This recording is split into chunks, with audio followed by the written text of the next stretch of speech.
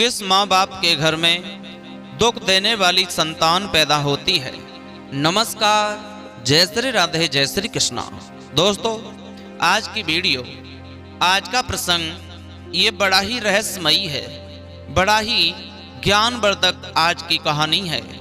आपसे निवेदन है, आप इस वीडियो को शुरू से लेकर अंत तक अवश्य ही सुनना, आपको बड़ी अच्छी सीख मिलने वाली है। दोस्तों, वीडियो शुरू करने से पहले निवेदन है आपसे, अभी तक आपने इस चैनल को सब्सक्राइब नहीं किया है तो चैनल सब्सक्राइब करें, घंटी वाला बटन अवश्य ही दबाएं, नोटिफिकेशन अवश्य ही दबा दें, जिससे हम जो भी वीडियो अपलोड करेंगे उसका नोटिफिकेशन सबसे पहले आप तक पहुंचता रहेगा। आप किसी भी जानकारी से, किसी भी ज्ञान से वंचित नहीं रहोगे। तो दोस्तों, कहानी को शुरू करते हैं। इधर उधर की बातों को छोड़ते हैं। कहते हैं जीवन में किए गए अच्छे बुरे कर्म कई जन्मों तक पीछा करते हैं। आप लोग इस बात को मानो या ना मानो, परंतु इस बात को भुलाया जा नहीं सकता। हमें जो मिला है वो हमारे कर्मों की उपज है, और जो भोगना पड़ेगा वो बुरे कर्मों का परिणाम होगा। आइए पूरी बात इस कहानी के माध्यम से समझते हैं। दोस्तों, मनुष्य कर्म का भोग कैसे भोगता है, किसके घर में दुख देने वाली और कंगाल बनाने वाली संतान पैदा होती है। दोस्तों, यह बात कुछ पुराने समय की है। किसी गांव में टॉमी और जूली नाम के दो कुत्ते रहा करते थे। दोनों के बीच बड़ी गहरी मित्रता थी। वे हर समय एक दूसरे के साथ रहते थे।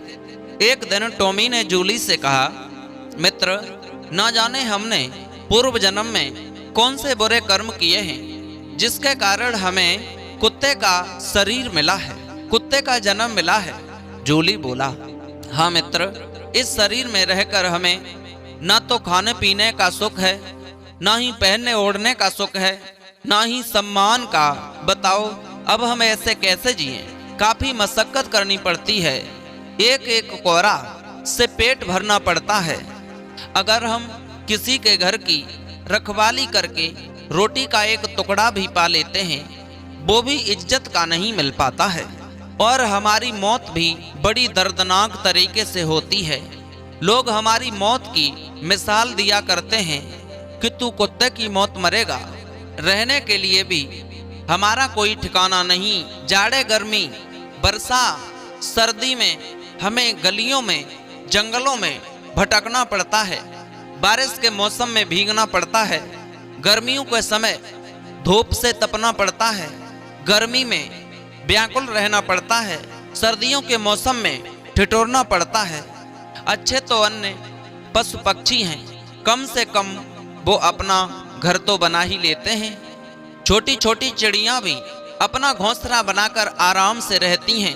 जंगली जानवर भी अपने लिए अच्छी सी अच्छी गुफाएं बना लेते हैं, घर बनाकर के उनमें रहते हैं। पर हमें देख लो, हम बड़े निकम्मे हैं, निठल्ले हैं, आवारा गर्दी करते रहते हैं। हम हमेशा मनुष्यों के अधीन रह कर के जीवन जीते हैं, इसीलिए हमें इज्जत नहीं मिल पाती है।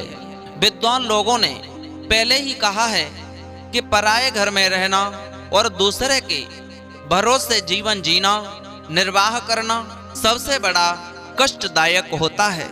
कहते हैं कि पराया घर थूकने का डर, लेकिन हम तो कुत्ते हैं। जहां भी जाते हैं लोग हमें लाठी डंडों से मार पीट करके भगा देते हैं। हम कुत्तों की ये सबसे बड़ी कमजोरी है कि हम सदैव दूसरों के घरों में रहना ही चाहते हैं और दूसरे के रहमो करम पर पलना चाहते हैं। नतीजा ये होता है कि हमें जीने को भोजन तो मिल जाता है, चाहे वो इज्जत से मिले, मगर सम्मान नहीं मिलता। यदि हम आत्मनिर्भर होते तो हमारी समाज में मान प्रतिष्ठा होती। टॉमी बोला, मित्र, तुम ठीक कहते हो। थोड़ी बहुत इज्जत हम कमा भी लें, हमें आपस में एकता नहीं है। अपना ही अपने को काटता है। धिक्कार है ऐसे जन्म पर। हे मित्र, अब हमें तीर्थों का भ्रमण करके अपने अगले जन्म को सुधार लेना चाहिए और इस कुकुर शरीर का परित्याग कर देना चाहिए। आज उस जूली ने भी अपने मित्र की बात का समर्थन किया। दोस्तों, अब तो वो दोनों कुत्ते तीर्थ यात्रा करने के लिए चल दिए।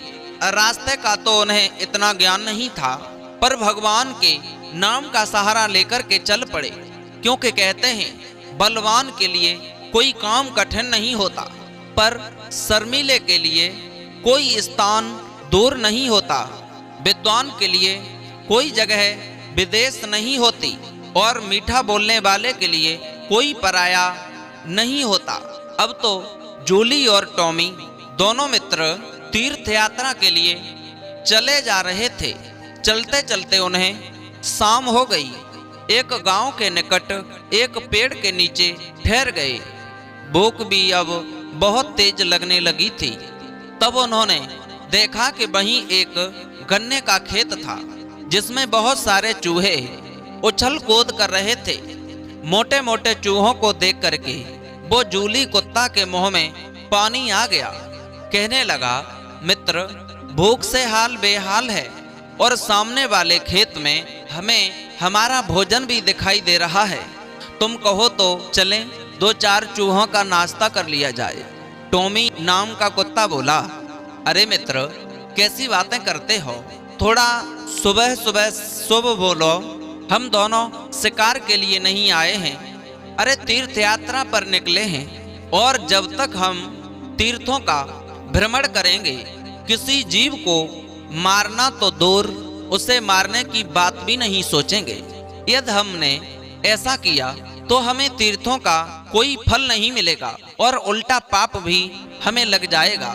हमें इस समय हिंसा से रहित शाकाहारी भोजन से ही काम चलाना है।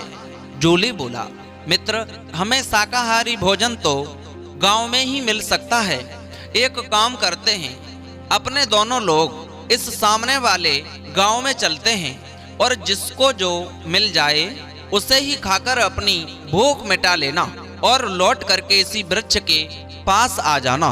बोले, हाँ, यह ठीक रहेगा। अब तो टॉमी और जूली दोनों कुत्ते गांव में पहुंच गए।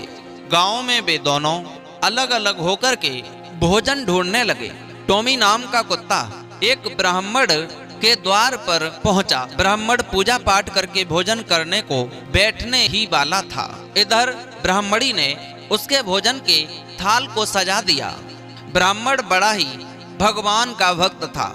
जब वह भोजन करने बैठा तो सबसे पहले उसने भगवान को भोग लगाया। इतने में टॉमी ने उसकी थाली में मुंह डाल दिया, और उसकी थाली से एक पूड़ी उठा करके द्वार पर बैठकर खाने लगा। ब्राह्मण ने देखा कि भोजन की थाली में कुत्ते ने मुंह डाल दिया है, तो राम राम करके उठ बैठा। ब्राह्मण ने अपनी पत्नी से कहा कि हे भगवान, भोजन तो कुत्ते ने झूठा कर दिया। अब एक काम करो, थाली का भोजन उसी कुत्ते को खाने को डाल दो। लगता है बेचारा बहुत भूखा है, ये भोजन उसी के भाग्य का है। ब्राह्मणी को थोड़ा बुरा जरूर लगा, क्योंकि उसने बड़ी मेहनत से भोजन को तैयार किया था, लेकिन जीवों के प्रति उसमें भी बड़ी दया की भावना थी, श्रद्धा थी। इसलिए ब्राह्मणी ने बड़े प्यार से वह थाली का सारा भोजन कुत्ते को खाने के लिए खीर, पूड़ी, दही, अनेकों तरह तरह के व्यंजनों का भोजन करने के लिए डाल दिया। टॉमी नाम का कुत्ता बड़ा प्रसन्न हुआ। उसने ब्राह्मण ब्राह्मणी को खूब दुआएं दी, और वापस उसी पेड़ के नीचे आकर के बैठ गया। अपने मित्र जूली के लौटने की प्रतीक्षा करने लगा। उधर जूली नाम का कुत्ता भी भोजन की तलाश करते करते गांव के एक सेठ के घर में घुस गया। सेठ भी उधर अपने घर में भोजन करने को बैठा था। इतने में जूली कुत्ता ने उसकी थाली में अपना मुंह डाल दिया, और पूड़ी को मुंह में पकड़कर द्वार पर बैठ करके खाने लगा। इधर सेठ को उस कुत्ते की करतूत पर बड़ा गुस्सा आया। वह एकदम से क्रोध में भर गया। उसने लाठी उठाई और कुत्ते के पीछे जाकर के उस पर लाठी बरसाना शुरू कर दी।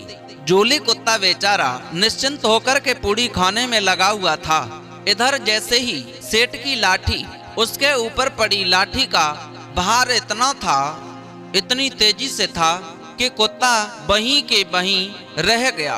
उसकी कमर टूट चुकी थी। अब भौंकता हुआ, घबराता हुआ वहां से सरकता हुआ चलने लगा। उसने यह बात सपने में भी नहीं सोची थी कि एक पूड़ी खाने की वजह से और मेरी ये दुर्दशा होगी, मुझे ये कीमत चुकानी पड़ेगी।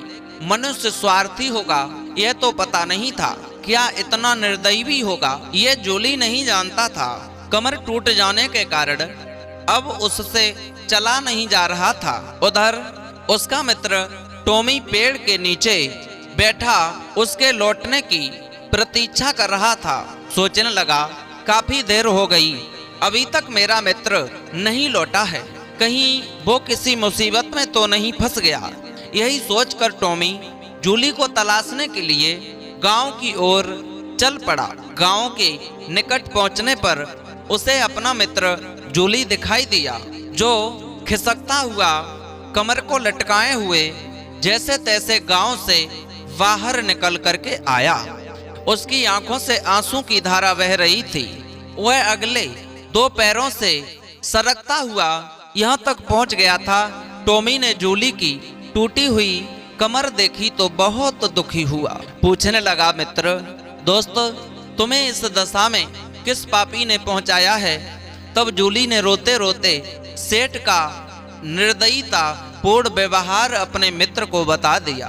सेठ की दुष्टता के बारे में जानकर टॉमी का भी खून खौलने लगा, मगर वो कर भी क्या सकता था। वो एक मूक पशु, जो जूली बोला, मित्र मेरा जीना और ना जीना अब तो एक सा हो गया। सेठ ने मेरी कमर तोड़कर मुझे तीर्थों का भ्रमण करने से भी वंचित कर दिया, नहीं जाने दिया। अब इस टूटी कमर के साथ मैं और जीना नहीं चाहता। मुझे तुम किसी तरह से यहाँ से ले चलो, अब मैं अपने प्राण त्यागना चाहता हूँ। दोस्तों, टॉमी जैसे तैसे करके जूली को वहां से लेकर के आगे को गया और एक नदी में कूद करके उसने अपने शरीर का अंत कर दिया। टॉमी ने भी अपने मित्र के साथ प्राण त्यागने का निश्चय किया। इस प्रकार वे दोनों कुत्ते नदी में कूद करके अपना शरीर त्याग देते हैं। तीर्थों का भाव लेकर के वे दोनों निकले थे, इसलिए भगवान ने उनके आगे पीछे के सारे पापों को नष्ट कर दिया और उन्हें मनुष्य शरीर में भेजने का निश्चय किया। भगवान की प्रेरणा से टॉमी ने तो उसी ब्राह्मण के घर पुत्र रूप में जन्म ले लिया और जूली ने उसी सेठ के घर जाकर के जन्म ले लिया। सहयोग से दोनों के घर पहले से कोई संतान नहीं थी। दोस्तों, काफी समय बाद सेठ के घर में एक पुत्र ने जन्म लिया था। इस खुशी में सेठ ने बहुत बड़ा उत्सव मनाया, पूरे नगर की दावत की। अभी तो खुशी का जश्न समाप्त भी नहीं हुआ था, इतने में सेठ को खबर मिली कि उसके व्यापार में बहुत बड़ा नुकसान हो गया है और उसके गोदाम में आग लग गई है। यह देखकर के सेठ को बहुत बड़ा सदमा लगा। अभी तो इस सदमे से बाहर नहीं निकल पाया था कि उसकी पत्नी भयंकर रोग से ग्रसित हो गई। सेठ की सारी संपत्ति धीरे धीरे बिक गई, उसके उपचार में लगने लगी। टॉमी जब बेटा बनकर के ब्राह्मण के घर पैदा हुआ, टॉमी पैदा हुआ तो जन्म लेते ही ब्राह्मण को राजा के यहाँ पर एक अच्छी सी नौकरी मिल गई। ब्राह्मण की सलाह से राजा का राजकाज बड़े ही अच्छे ढंग से चलने लगा। कोई भी युद्ध राजा हारता ही नहीं था, क्योंकि ब्राह्मण उसे अच्छी रणनीति बनाकर देता था। कुछ दिनों बाद राजा ने ब्राह्मण को अपना प्रधानमंत्री घोषित कर दिया। गरीब ब्राह्मण अब पूरे राज्य का प्रधानमंत्री बन गया। इधर ब्राह्मण का बेटा भी बहुत बड़ा विद्वान बनता चला गया। उसने अपने पिता के नाम में 4 चांद लगा दिए। उधर सेठ का बेटा बड़ा होकर नकारा निकला। सेठ के बचे कुचे धन को उसने जुआ, शराब, मांस, मदिरा में उड़ा दिया। सेठ कुछ भी कहता तो वो लड़का अपने उस बाप सेठ को मारता पीटता और गालियां देता था। एक दिन तो नशे में उसने अपने पिता को लाठियों से इतना पीटा कि सेठ की कमर भी तोड़ डाली। अब तो सेठ चल फिर भी नहीं पा रहा था। सारे दिन घर में पड़ा अपने कर्मों को कोस रहा था, अपने कर्मों की सजा भोग रहा था। एक दिन सेठ ने अपनी पत्नी से कहा, भगवान, हमने ना जाने कौन से पाप किए हैं जिससे हमारे घर में ये कुपुत्र पैदा हुआ है। ऐसे बेटे से मैं बिना संतान का ही ठीक था। दोस्तों, सेठ की पत्नी ने कहा कि तुम्हें याद है, तुमने कुत्ते को लाठी मार करके उसकी कमर को तोड़ दिया था। शायद उसी पाप का तुम्हें यह दंड मिल रहा है। कहते हैं कर्म लौट कर जरूर आता है। हमारे अच्छे बुरे कर्मों का परिणाम ही अच्छे दिन लेकर के आता है और अच्छी संतान पैदा घर में होती है। हमारे बुरे कर्मों से बुरी संतान हमें मिलती है। हमारे पाप पुण्य ही हमारे घर में बेटा बेटी बनकर जन्म लेते हैं। अगर संतान सुख देने वाली हो तो समझ लेना आपके अच्छे कर्म फलित हो रहे हैं। जो आपने पूर्व जन्म में कुछ अच्छा किया है उनका फल मिल रहा है। और संतान दुख देने वाली हो, निकम्मी और निठल्ली हो, इधर उधर घूमने वाली हो, तो समझ लेना कि आपके बुरे कर्मों का हिसाब चुकाया जा रहा है। दोस्तों, इस प्रकार से सेठ अपने कर्मों को याद करके रोजाना पड़ा तड़पता रहता था। जैसी करनी वैसी भरनी। दोस्तों, इस तरह से समझ में अब आ गया होगा कि किस घर में, किस माँ बाप के घर में दुख देने वाली संतान होती है और किस घर में सुख देने वाली संतान होती है। उम्मीद है ये वीडियो पसंद आई होगी। यदि अच्छी लगी तो चैनल सब्सक्राइब करें, लाइक शेयर कमेंट करना न भूलें। फिर मिलते हैं ऐसे ही नए इंटरेस्टिंग टॉपिक के